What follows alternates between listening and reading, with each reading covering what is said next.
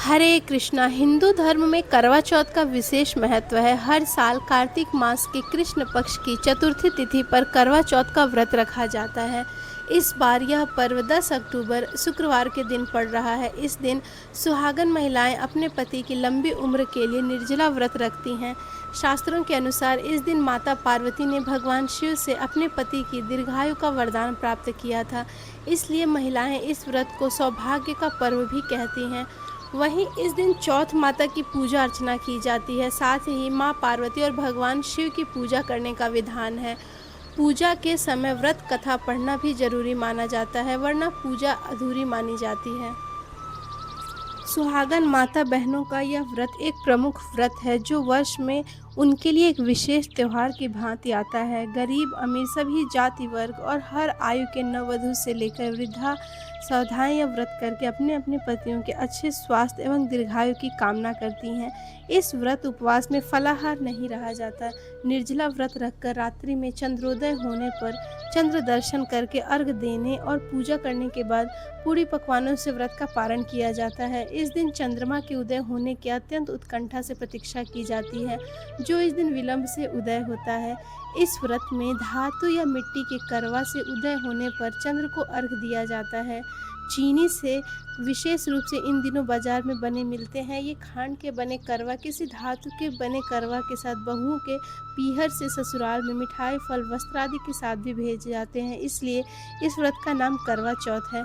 यह व्रत कार्तिक मास में कृष्ण पक्ष की चतुर्थी को परंपरागत ढंग से प्रायः सधवा स्त्रियों द्वारा किया जाता है। तो आइए अब जानते हैं हम व्रत की विधि। स्नान आदि के पश्चात प्रातः काल ही व्रत की तैयारी शुरू हो जाती है। पूजा की सामग्री एकत्रित करके रखते हैं, जिसमें सुहाग की समस्त वस्तुएं सम्मिलित होती हैं। दीवार पर भीगे चावलों में हल्दी डालकर पीस कर बनाए एपन से करवा चौथ माता का चित्र बनाया जाता है। आजकल कैलेंडर की भांति छपा हुआ चित्र बाजार में भी उपलब्ध है। इसमें ऊपर चंद्र या सूर्य, करवा माता, शिव, कार्तिकेय, गणेश देवता, 7 भाई बहन, सीढ़ी पर चढ़ा एक भाई, चलनी से दीपक दिखाता हुआ तथा अन्य परंपरानुसार चित्र बने होते हैं। प्रायः परिवार और पास पड़ोस की महिलाएं एकत्र होकर चौथ माता के बने चित्र के सामने बैठकर पूजा करती हैं और सामूहिक गीत गाती हैं। इस पूजा में लकड़ी के एक पट्टे पर मिट्टी से बनाई गौरी, गणेश और शिव के प्रतीक के रूप में भी प्रतिष्ठित किए जाते हैं। इनका पूजन अर्चन चंद्रोदय से पूर्व कर लिया जाता है। इसी समय हाथ में चावल और फूल लेकर करवा चौथ माता और गणेश जी की कथा पढ़ी जाती है। नववधुएं पीहर से आई हुई वस्तुएं वहां रखती हैं और पूजन के पश्चात बयाने के रूप में अपनी सास, जेठानी आदि को देकर आशीष प्राप्त करती हैं। चंद्रोदय होने पर जब चारों ओर शोर होने लगता है कि चंदा निकल गया, तब सुहागन स्त्रियां चंद्र दर्शन कर उसे अर्घ देती हैं और पूजा करती हैं। इसके बाद महिलाएं अपने पूज्य वर्ग में सभी बड़ों के पांव लगकर आशीर्वाद प्राप्त करती हैं। तो दोस्तों आइए अब हम जानते हैं करवा चौथ की व्रत कथा। एक साहूकार के 7 बेटे और एक बेटी थी। सातों भाई बहन नित्य एक साथ प्रेम से भोजन किया करते थे। बहन का विवाह होने के बाद भाई भोजन करते समय बहन की याद करते थे, फिर अनमने से भोजन किया करते थे। जब कार्तिक से पहले बेटी विदा होकर घर आई तो घर में खुशियां छा गईं। अब भाई बहन फिर से मिलकर बैठकर भोजन करने लगे।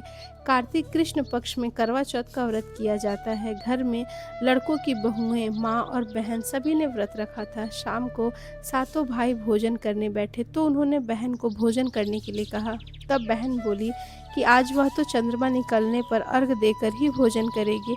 भाई चुप होकर भोजन करने को तैयार हो गए, पर सबसे छोटा भाई बहन से बहुत प्यार करता था। उसने सोचा कि बहन चंद्र के निकलने तक कैसे भूखी रह सकेगी।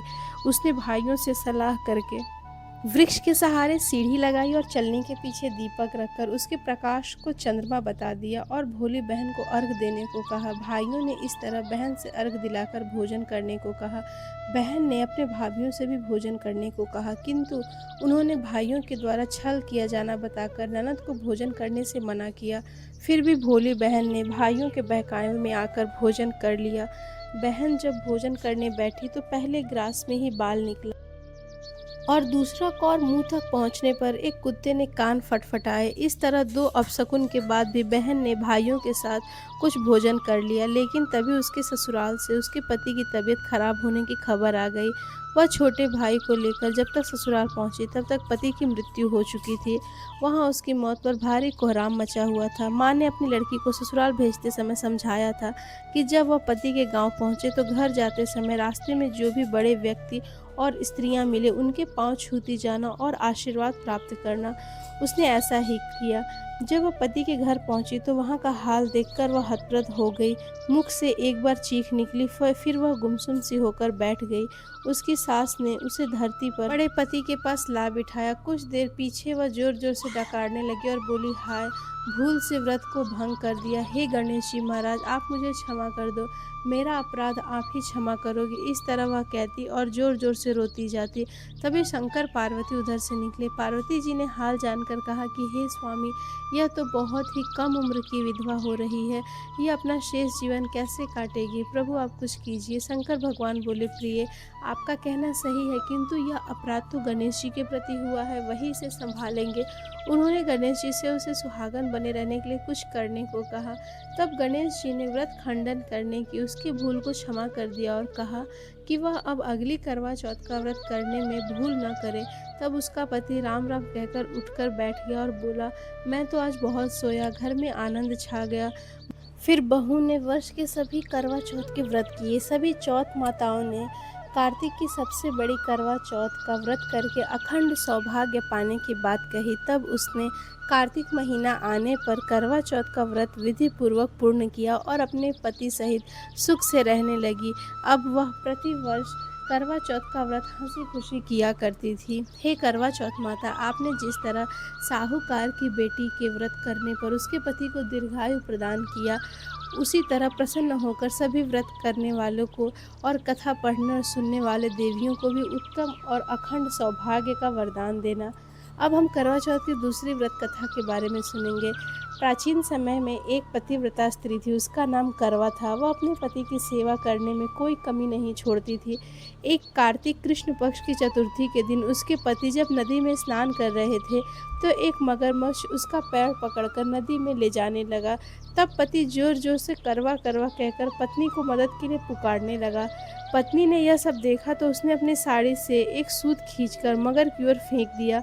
वह उस सूत के धागे में बंधकर पति को आगे नहीं ले जा सका। करवा ने फिर धर्मराज को पुकारा। उस पतिव्रता की पुकार पर धर्मराज वहां उपस्थित हुए और बोले, हे पतिव्रते, कहो तुम क्या चाहती हो।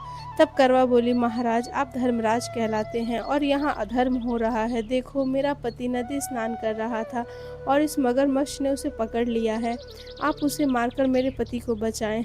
तब यमराज बोले, हे पुत्री, मगरमच्छ की आयु अभी मरने की नहीं हुई है, अभी इसकी आयु शेष है, इसलिए इसको मृत्यु नहीं दे सकता। तब करवा बोली, भगवान, आप धर्मराज हैं, आपका धर्म दुष्टों को दंड देना है, फिर आप ऐसा क्यों नहीं करते। धर्मराज उसकी बात सुनकर मौन थे। तब करवा बोली, तो अब मैं ही मगरमच्छ को नदी सहित नष्ट कर देती हूँ।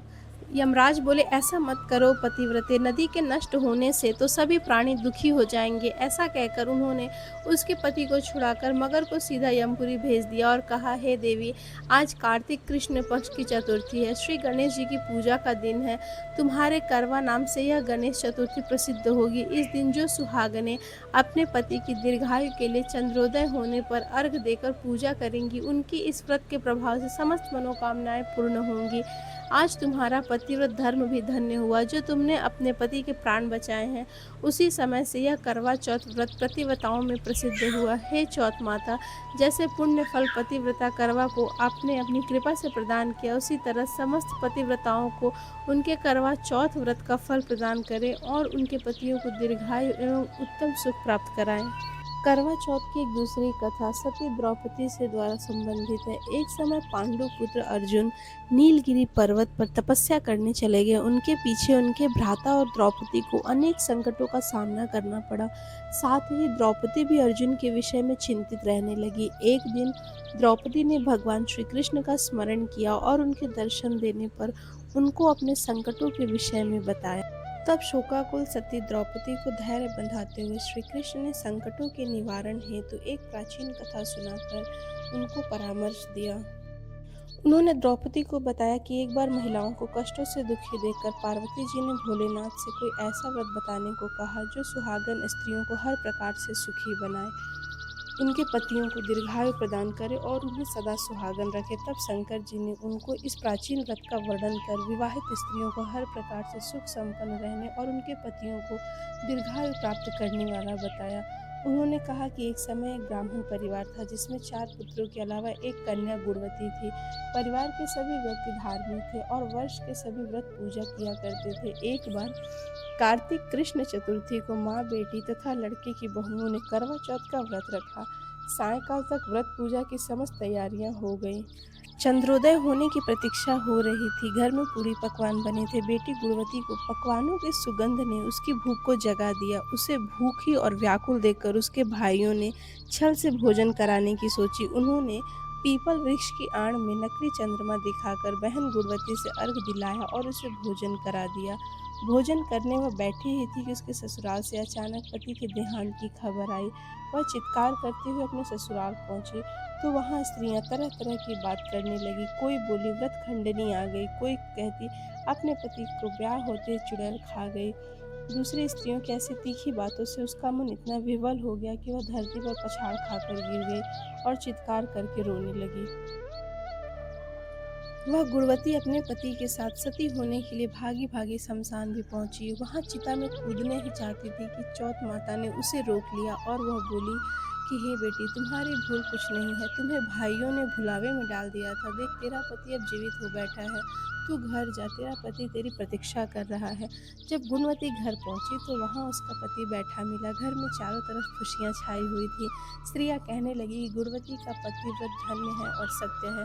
तब गुणवती सहित सब स्त्रियों ने अगली करवा चौथ आने पर व्रत विधिवत पूर्वक किया और कार्तिक कृष्ण पक्ष में जब फिर करवा चौथ आई तो गुणवती ने सभी भांति विधि पूर्वक व्रत किया। श्री कृष्ण भगवान बोले, हे द्रौपदी, तुम भी इस व्रत को करके अपने समस्त संकटों को दूर कर सकोगी। यह कार्तिक मास अगला ही मास है।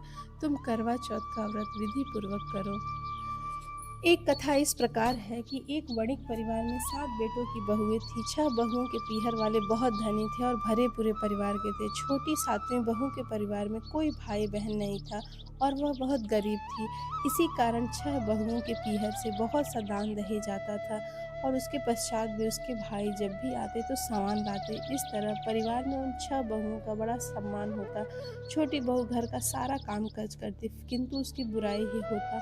उसके सास ससुर भी उसे पसंद नहीं करते। एक दिन छोटी बहू घर से निकल पड़ी और बियावन जंगल में जाकर जोर जोर रोने लगी। उस दिन करवा चौथ का व्रत था। उसकी जेठानियों के घर से करवा चौथ व्रत के लिए उनके भाई करवा और सौभाग्य की सामग्रियां लेकर आए थे, किंतु छोटी बहू के घर में कोई नहीं था, इसलिए उसके लिए कोई कुछ नहीं लाया। इसी बात से दुखी होकर वह जंगल में रोती हुई विचरने लगी। एक नाग उसके रोने को सुन रहा था। वह अपने बिल में से निकलकर उसके सामने आया और मनुष्यों की बोली में पूछने लगा कि बहन, तुम क्यों रो रही हो? आज तो करवा चौथ है, हंसी खुशी व्रत करो। छोटी बहू पहले तो नाग को देखकर डर गई, फिर साहस करके बोली कि आज करवा चौथ का व्रत है। सभी बहुओं के घर से करवा आया है, बहुत सारा सामान आया है, लेकिन मेरे पीहर में कोई नहीं है जो मेरे लिए करवा और सामान लाता। काश मेरा भी कोई भाई होता जो मेरे लिए करवा लाता। यह सुन नाग को दया आई और वह बोला, बहन, तुम अपने घर जाओ, शायद तुम्हारा कोई मुंह बोला भाई घर पर करवा लेकर आए। यह सुन छोटी बहू घर आकर संतोष से सब काम करने लगी। कुछ देर बाद एक मनुष्य आया और छोटी बहू की सास से बोला कि मैं तुम्हारी छोटी बहू का भाई हूँ। उसके बचपन में ही मैं बाहर जाकर रहने लगा था, अब घर आया हूँ। आज करवा चौथ है, मैं उसके लिए करवा और सुहाग पिटारी तथा कपड़े लाया हूँ। सास ससुर और सभी बहुएं उसके लाए हुए बहुमूल्य सामानों को आंखें फाड़ फाड़ कर देखने लगे। इतना सामान और इतने बेशकीमती हीरे। छोटी बहू ने प्रसन्न होकर अपने भाई का सत्कार किया और सास ससुर ने भी उसको प्रेम से भोजन आदि कराकर विश्राम करने को कहा। करवा चौथ का व्रत हंसी खुशी हो गया। अगले दिन छोटी भाई उसकी सास से बोला कि माताजी, मैं अपनी बहन को कुछ दिनों के लिए घर लेकर जाऊंगा, आप इसे मेरे साथ भेज दें। सास ने उसे प्रसन्नता पूर्वक उस भाई के साथ भेज दिया। वह मनुष्य रूप में नागों का राजा था। वह उसे ससुराल में अपने महल में लेकर आया और बोला, बहन, तुम जितने दिन रह सको यहाँ खुशी से रहो, यही तुम्हारा मायका है। अपनी इच्छा अनुसार खाओ पियो और सारे महल में जिस मर्जी से घूमना है घूमो, लेकिन एक ख्याल रखना कि सामने वाली नादी का ढक्कन उठाकर कुछ देखना नहीं। छोटी बहू भाई के महल में आराम से रह रही थी। एक दिन जब भाई कहीं गया था तो उसने नाद के ढक्कन को हटाकर देखने का विचार किया। उसने सूने महल में नाद के ढक्कन को उठाया तो उसे उसमें नाग के बच्चे इधर उधर घूमते मिले। जब उसे किसी के आने का आभास हुआ तो उसने जल्दी से उस ढक्कन को रख दिया। जल्दी जल्दी में ढक्कन रखने से एक नाग के बच्चे की पूंछ पर ढक्कन पड़ गया और वह उससे कट गई। शाम को नाग भैया आए। बहन ने सच बात कहकर अपनी गलती मानते हुए भाई से क्षमा मांगी। नाग भैया ने उसे क्षमा भी कर दिया। वह पूछ कटा नाग सब उसे बंडा बंडा नाम से चिढ़ाया करते थे। उसने एक दिन नागिन माँ से पूछा कि उसकी पूछ कैसे कटी। तब उसे मालूम हुआ कि उसकी बहन ने नाद का ढक्कन जल्दी जल्दी में रख दिया था, सो उसकी पूछ कट गई। तब बंडा बोला, मैं उससे बदला लूँगा, मैं कुछ नहीं जानता। माँ ने उसे बहुत समझाया कि यह गलती से हुआ, जानकर तो नहीं किया था। तभी बंडा बोला, मैं नहीं जानता, मैं उससे ज़रूर बदला लूँगा। एक दिन बंडा अपनी बहन के घर चुपचाप पहुँचकर छिप गया। वह अवसर की ताक में था कि उसे काटकर घायल करे। कमरे में जहाँ बंडा छिपा था और छोटी बहू बैठी थी, वहीं उसकी सास आई और बातों ही बातों में उसने बहू से पूछा कि बहू, तुझे सबसे प्यारा भाई कौन लगता है। बहू ने तुरंत प्रसन्न होकर कहा, माता जी, मुझे तो बंडा भैया सबसे प्यारा लगता है। बंडा यह बात सुन रहा था। तब बंडा सोचने लगा कि मुझ पे धिक्कार है जो अपनी बहन को जानबूझकर काटने आया हूँ। वह वहाँ से चुपचाप लौटकर जाने लगा। तभी उसे याद आया कि कल करवा चौथ का व्रत होने वाला है। उसने वहाँ से लौटकर करवा और अन्य ढेर सारा सामान इकट्ठा किया और अपने बहन के घर लेकर पहुँचा। बहन और उसकी सास ने उसका बहुत प्यारा स्वागत किया। जब अपने घर पहुँचा तो माँ ने पूछा कि क्या तुमने अपनी बहन से बदला ले लिया। तब बंडा बोला, माँ, वह तो मुझे सबसे ज़्यादा प्यार करती है, ऐसी बहन से कोई कैसे बदला ले सकता है। अब तो बंडा अपनी बहन के हर करवा चौथ पर करवा और अन्य सामान लेकर आने लगा।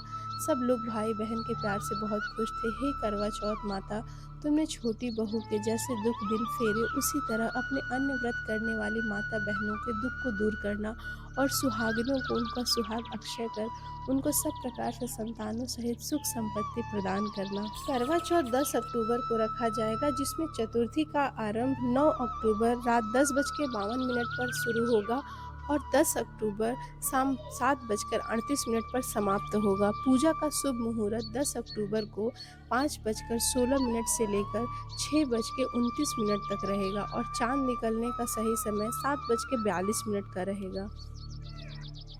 करवा चौथ का व्रत रखने का सबसे सरल विधि आज हम जानेंगे, जिसको करने से 100 गुना फल मिलेगा। सूर्योदय से पहले स्नान करके व्रत रखने का संकल्प लें। फिर मिठाइयाँ, फल, सेवई, पूड़ी की सरगी ग्रहण कर व्रत शुरू करें। संपूर्ण शिव परिवार और श्री कृष्ण की स्थापना करें। गणेश जी को पीले फूलों की माला, लड्डू और केले चढ़ाएं। भगवान शिव और पार्वती को बेलपत्र और श्रृंगार की वस्तुएं अर्पित करें और श्री कृष्ण को माखन, मिश्री और पेड़े का भोग लगाएं। उनके सामने मोगरा या चंदन की अगरबत्ती और घी का दीपक जलाएं। मिट्टी के करवे पर रोली से स्वास्तिक बनाएं। करवे में दूध, जल और गुलाब जल मिलाकर रखें और रात को चलनी के प्रयोग से चंद्र दर्शन करें और चंद्रमा को अर्घ्य दें। इस दिन महिलाएं 16 श्रृंगार जरूर करें। करवे पर 13 बिंदी रखें और गेहूं या चावल के 13 दाने हाथ में लेकर करवा चौथ की कथा कहें या सुने। कथा सुनने के बाद करवे पर हाथ घुमाकर अपनी सासू जी के पैर छूकर आशीर्वाद लें और करवा उन्हें दे दें। 13 दाने गेहूं के और पानी का लोटा या टोटीदार करवा अलग रख लें। चंद्रमा निकलने के बाद चलनी की ओर से उसे देखें और चंद्रमा को अर्घ्य दें। इसके बाद पति का आशीर्वाद लें, उन्हें भोजन कराएं और स्वयं भी भोजन करें। पूजन के पश्चात आस पड़ोस की महिलाओं को करवा चौथ की बधाई देकर पर्व को संपन्न करें। तो दोस्तों, ये थी आज के करवा चौथ व्रत की कथा, विधि और सही तिथि। आज की कथा और जानकारी आपको कैसी लगी हमें कमेंट करके ज़रूर बताएं। हरे कृष्णा।